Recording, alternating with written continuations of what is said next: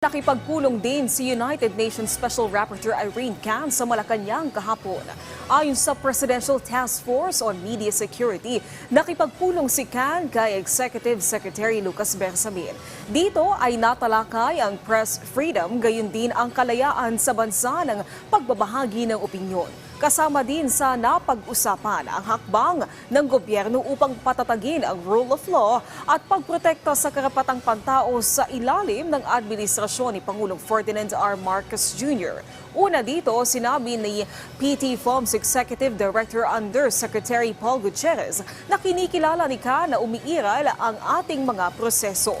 Ikinalugod din ito ang mabilis na pagresolba sa mga kaso ng pagpatay sa ilang miyembro ng media, partikular sa ilalim ng administrasyon ni Pangulong Ferdinand R. Marcos Jr.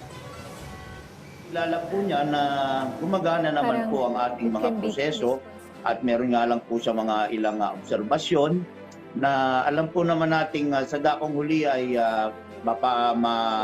matutugunan po ng Pilipinas pag inilabas na po niya ang kanyang mga rekomendasyon. Nagulat lang po siya na more than half of the killings na nangyari po sa hanin ng media since 1987, ito po ay yung kalahati po niyan, higit kalahati po niyan, hindi pa po nila alam to, yan sa United Nations, ay naresolba na po pala ng ating gobyerno. No? At siya rin naman po ay nagpasalamat at kinilala po niya na ito nga po mga media na nakaslang sa kanya pong sa administrasyon po ni Pangulong Marcos ay agad pong nasolusyonan, naresolba at na-identify nga po natin ang mga suspect sa 4 na incidenting ito. So sa Kongreso po, I believe na-discuss naman po sa kanya yung mga panukalang batas tungkol po sa Human Rights Defenders Bill, tungkol po sa decriminalization ng libel at siyempre po yung atin pong sinusuportahan na Media Welfare Act.